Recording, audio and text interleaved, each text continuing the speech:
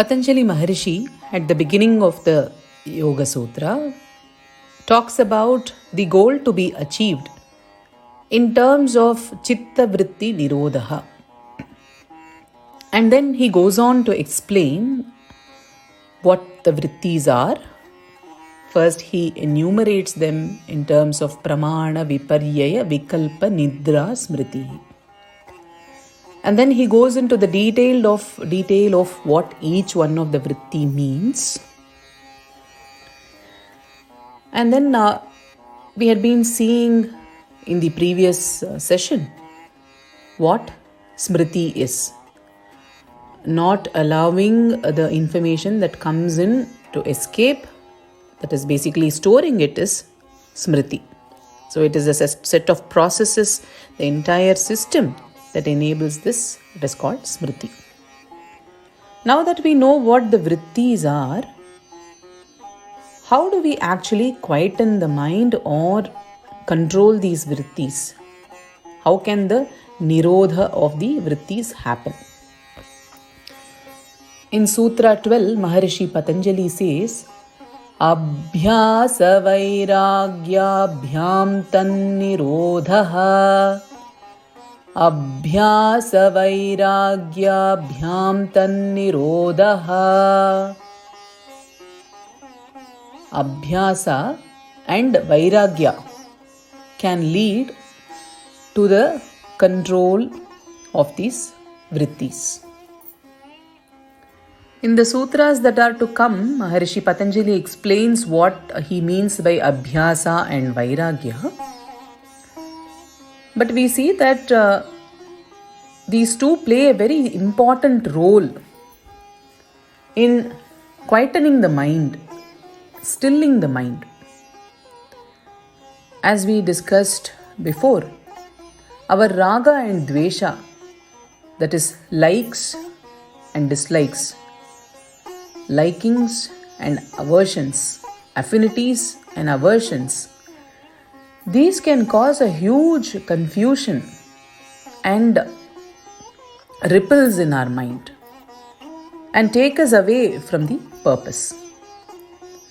Suppose you take up a daily yoga routine and then because of that you follow a certain diet.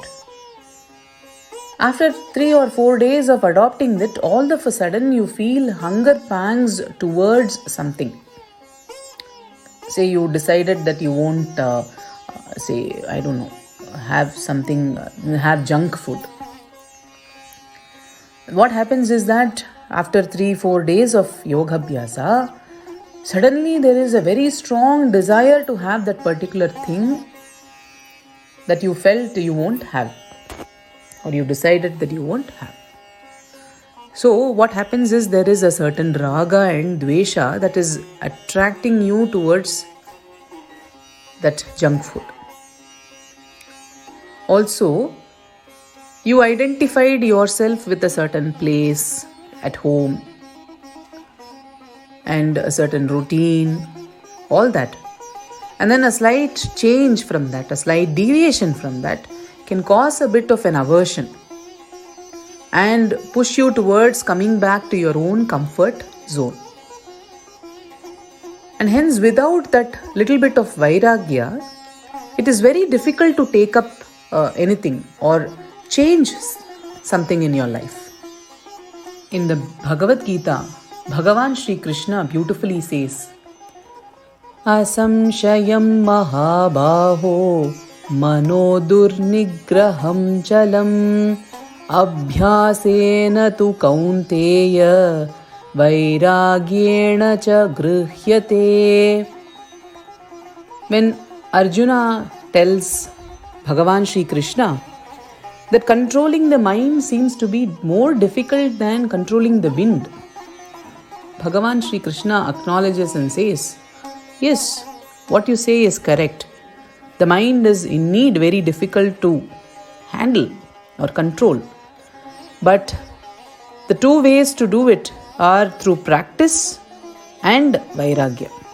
The Vyasa Bhashya says, the river of the mind flows both towards goodness and towards evil. And through Viveka, the mind flows towards the reservoir of Kaivalya, which is isolation. And through Aviveka, it proceeds towards samsara. Kaivalya pragbhara and samsara pragbhara. How is this movement towards samsara stopped or reduced? It is through vairagya. And how is viveka awakened? It is through abhyasa. And that is how the nirodha of the vrittis can happen. That is what the Vyasa Bhashya says. So in order to awaken that viveka, this abhyasa is needed. And in order to stop the mind from proceeding towards these worldly attractions and also towards raga, dvesha, and all that is included in this samsara sagara, that vairagya is needed. How wonderfully said. Abhyasa vairagyabhyam tannirodhaha